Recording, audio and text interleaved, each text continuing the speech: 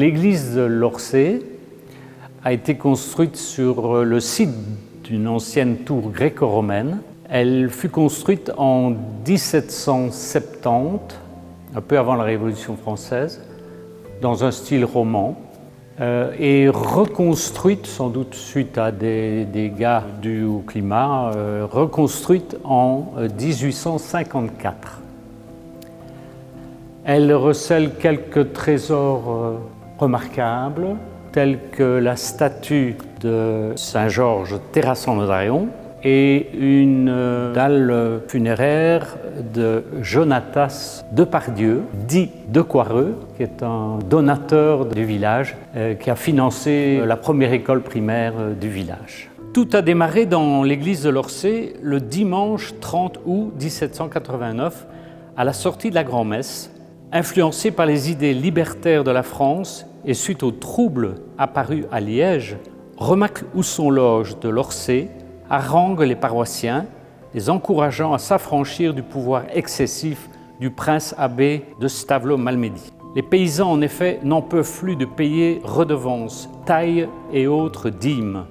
Dans la nuit du 7 au 8 septembre, une assemblée exaltée, formée par les habitants de Lorcé, Chession et Tarnion, se tient dans l'église. Deux autres meneurs se révèlent, Hubert-André Ouidard de Chession, ainsi que Lambert Colomb de Tarnion. Ils vont signer un pacte d'adhésion à la Ligue révolutionnaire de Logne. La maison de Ouidard existe toujours d'ailleurs à Chession. Elle est classée en même temps que la fontaine située en contrebas de la maison et du paysage herbagé qui se trouve à l'arrière de la maison. Il faudra attendre 1 an pour que le prince abbé, Don Célestin, accepte, mais avec des restrictions, les revendications des paysans. Les autres villages de la commune ont presque toutes leur église, mais d'époques différentes.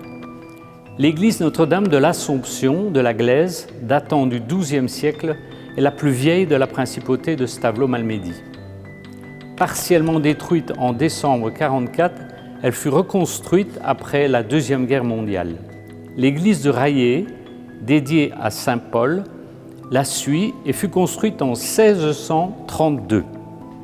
Notre-Dame de Chevron fut construite, elle, en 1875 dans un style néogothique. L'église Saint-Eustache et Compagnon de Moulin-du-Rouy a été bâtie en 1874. La plus récente est l'église Saint-Hubert de Stoumont, car elle date de 1927.